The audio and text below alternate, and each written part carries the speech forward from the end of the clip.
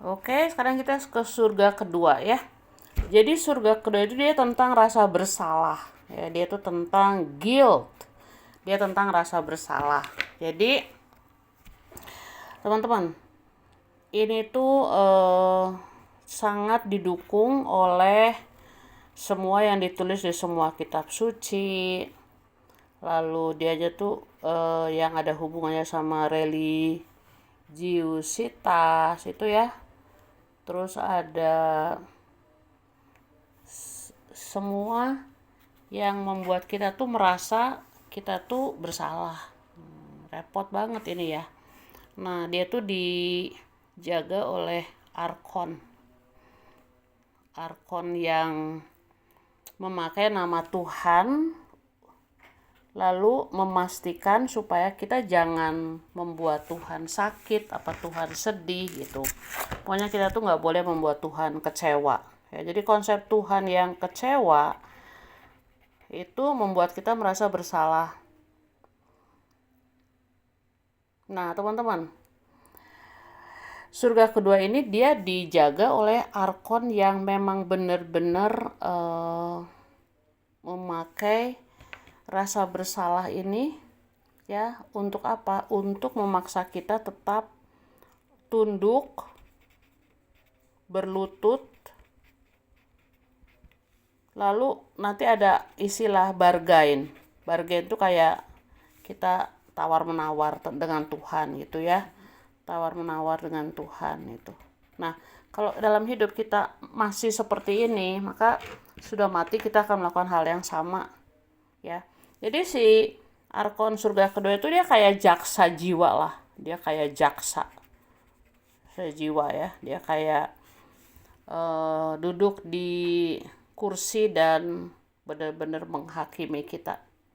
Ya, mereka punya cara kerja adalah gini. Kamu berutang budi sama kita, itu utang ya, utang piutang masuk sini terus. Terus kamu tuh gagal kamu menjalani hidup kamu. Terus kamu tuh harus apa ya, harus membayar semua rasa bersalah kamu. Jadi nanti kita dibilangin kamu harus stay di sini ya, kamu stay lagi di sini dan sendiri kamu gitu. Jadi hukum-hukumnya itu kayak gitu dia. Jadi dia benar-benar nih di surga kedua itu mereka itu didesain seperti sebuah peradilan. Karena rasa bersalah ada hubungannya sama pengadilan ya. Jadi dia kayak pengadilan gitu. Nah, lama-lama dengan pengadilan ini, dengan konsep-konsep ini, maka kita tuh masuk pada looping ya, pada looping tentang menghakimi diri sendiri, self judgment. Nah, kalau teman-teman masih dalam konteks menghakimi diri sendiri untuk apapun juga yang teman-teman lakukan, maka teman-teman harus benar-benar sadar bahwa jiwa pakai warna lain bahwa jiwa itu tidak bisa dikontrol, apalagi oleh para arkon yang memang bukan Tuhan, dan mereka itu tidak bisa tidak bisa mengontrol kita, nggak bisa ya. Nah, caranya bagaimana? Caranya adalah dengan memaafkan diri sendiri ya, self forgiveness. Dan ingat bahwa nggak ada yang disebut dosa, nggak ada, karena dosa diciptakan oleh sistem mereka ya. Jadi itu yang harus kita lewati di surga kedua. Oke. Nah, jadi mungkin untuk keluar dari lingkaran jebakan ini, mungkin kita harus bertanya. Bertanyanya tuh gini, bagian mana dari diri kita yang masih merasa harus harus melakukan sesuatu untuk mendapatkan cinta gitu ya. Jadi kita harus bertanya, kita itu pantas nggak untuk dicintai, ya. Nah, kalau misalnya kita pantas untuk dicintai, maka kita nggak usah merasa bersalah, karena nggak ada yang salah dalam diri kita, nggak ada. Ya. Itu pada saat kita pantas kita dicintai, maka kita bisa melihat kemanusiaan kita, ya, sebagai seorang manusia, dan kita itu dicintai, loved, ya. Nah, kuncinya di mana? Di self love gitu. Jadi kalau teman-teman masih punya rasa bersalah, entah itu sesuatu yang kita lakukan dulu atau sesuatu yang memang harus terjadi karena kita nggak punya pilihan lain, maka kita jangan ngutak-ngutik di konsep bersalahnya, tapi kita ngutak-ngutiknya di cintanya. Belajar tentang cinta, ya. Jadi belajar tentang cinta, terutama mencintai diri kita sendiri. Ya, pada saat kita merasa kita mencintai diri sendiri, maka lalu kita memaafkan diri kita sendiri, lalu kita tahu bahwa nggak ada yang disebut dosa. Kenapa? Karena dosa itu diciptakan, dia adalah teknologi dosa, ya. Oke teman-teman, itu adalah yang ke surga kedua. Nah, sekarang bagian surga ketiga. Surga ketiga itu tentang hasrat yang tidak bisa kita kendalikan. Sebenarnya dari semua hasrat yang kita inginkan dalam hidup kita, itu kita lupa bertanya, ya. Kita lupa bertanya sebenarnya apa sih yang kita inginkan, apa yang paling kita dambakan, ya. Nah, yang kita dambakan itu adalah cinta, ya. Tapi karena kita nggak diajarkan tentang cinta dalam konteks cinta yang tidak membuat kita menjadi korban, tetapi kita memilih diri kita, walaupun itu berarti kita akan dijauhi oleh orang yang menuntut kita mencintai dia lebih dari kita, gitu ya. Nah, si hasrat yang tidak tersendari itu sebenarnya dia tentang cinta. Tapi ada yang lebih dalam lagi dari cinta, yaitu suatu kerinduan untuk mengenal sesuatu yang mungkin kita sebutkan sebagai keilahian kita. Nah, antara cinta dan keilahian kita itu dibuat sedemikian rupa, ditutup sedemikian rupa, sehingga dalam hidup itu tuh kita tuh kayak mencari di luar diri kita. Nah, karena kita tidak masuk pada esensi cinta dan esensi mengetahui keilahian kita, maka hasrat yang tidak terkendali itu lalu dia terjebak di dunia materi buatan demiurge, ya. Jadi ini dia misalnya contohnya tuh kayak people pleaser, orang yang mencari afirmasi dari orang lain, validasi dari orang lain, approval dari orang lain. Dia ada hubungannya dengan cinta yang berbasis materi, yang bukan berbasis keilahian dan lain-lain. Sehingga apa yang terjadi? Kita terjebak di hasrat itu, kita terjebak di dunia materi ini. Nah, itu yang diinginkan oleh para arkons. Mereka ingin kita benar-benar terjebak di dunia yang mereka ciptakan, sehingga apa? Sehingga kita tidak pernah puas. Kita nggak pernah merasa cukup, ya. Kita selalu merasa kurang. Nah, kita tidak pernah benar-benar menikmati, ya. No enjoy lah. Kita nggak pernah benar-benar menikmati, apalagi kita nggak pernah merasakan apa itu cinta sejati. Kita nggak tahu ini. Mereka benar-benar membuat kita terjebak di dunia materi yang mereka ciptakan, supaya hasrat itu terus-menerus tidak terkendali. Nah, teman-teman, cara keluarnya adalah kita tanya sama diri kita gitu. Kita tanya gini, what do I really want, ya. Kita tanya ya, what do I really want itu, ya. Kalau kita tuh benar-benar pengen apa sih? Nah, ujung-ujungnya dia tentang cinta dan tentang keilahian kita sendiri, ya. Nah, lalu kalau misalnya kita punya suatu desire yang menggebu-gebu dan kita berhenti dulu, kita pause ya, kita diam, pause, lalu kita bertanya gitu. Ini lapar ini, katakanlah lapar cinta atau lapar apapun itu, lapar itu dibaliknya itu apa gitu, apa sih kerinduan kitanya, apa, tanya. Jadi kerinduan kita itu apa sebenarnya.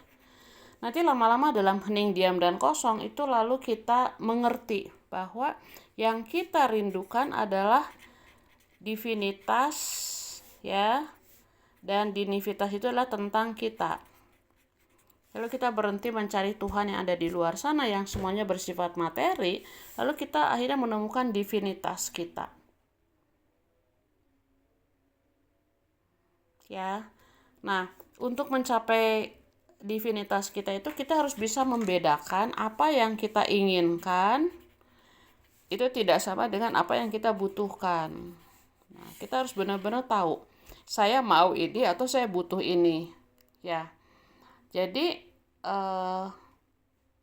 nanti kita bisa benar-benar menemukan divinitas kita sesuai dengan kerinduan kita.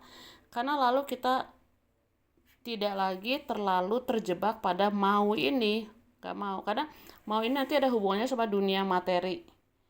Lalu nanti gak puas, gak cukup, kurang, gitu ya. Jadi dia kayak lingkaran yang berputar di situ. Pada intinya adalah kita, di dalam diri kita itu ada suatu kerinduan,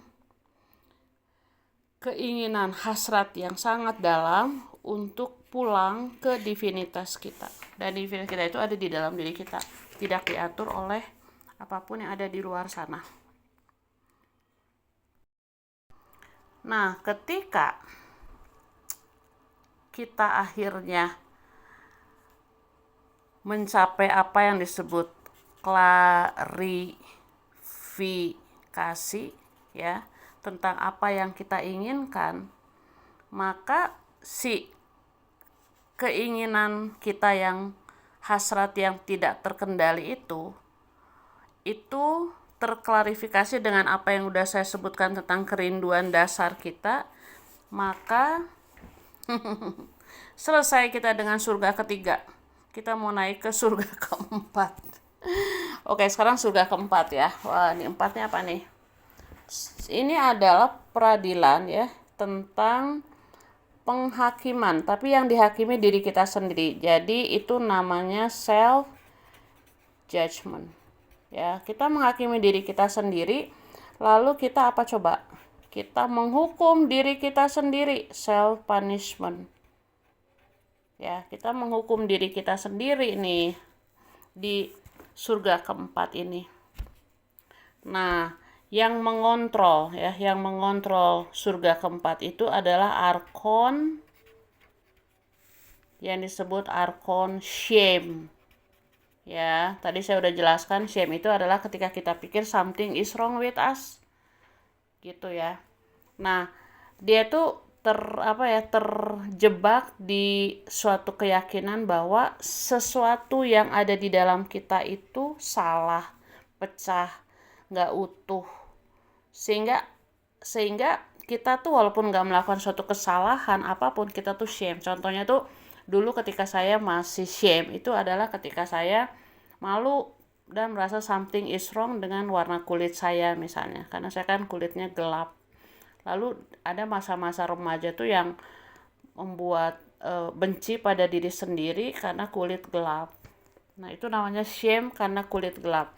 Padahal dia adalah kreasi dari dunia materi kita yang membeda-bedakan antara kulit terang, kulit gelap, kulit putih, kulit hitam, lalu menimbulkan shame karena kulit. Nah, teman-teman harus cari tahu, teman-teman punya shame itu di area apa. Ya, lalu katakan bahwa nggak ada yang salah dengan itu. Gitu. Jadi, afirmasinya adalah nothing is wrong with me. Nggak ada yang salah. Saya mau pendek, mau tinggi, mau kaya, mau miskin, nggak ada yang salah gitu sama saya. Itu cara untuk keluar dari si shame ini. Nah, lalu ada shame lagi yang lebih parah lagi adalah tentang layak atau berharga gitu ya. Nah, ini yang benar-benar dipakai oleh sistem demiurge materialis ini untuk membuat kita merasa kita nggak layak, kita nggak berharga gitu ya. Terutama kita nggak berharga untuk dicintai. Ada hubungannya sama cinta. Kita kayak seumur hidup mencari cinta di tempat yang salah, di orang yang salah. Nah, itu tuh. Itu sengaja dibuat supaya apa? Supaya kita tidak melihat divinitas diri kita. Ya, divinitas diri kita di mana kita itu udah utuh, udah penuh, udah katakanlah udah full dan nggak usah lagi mencari-cari sesuatu yang ada di luar diri kita. Ya, jadi intinya tetap di mana ya, di divinitas. Nah, apa yang harus kita lakukan untuk bisa keluar dari arkon keempat ini? Kita tuh yang harus benar-benar secara radikal itu jujur sama diri kita sendiri. Kita harus radikal jujur sama diri kita sendiri. Ya. Gitu, harus benar-benar kayak oke, hadapi diri sendiri, lalu berhenti menghakimi dan menghukum diri sendiri.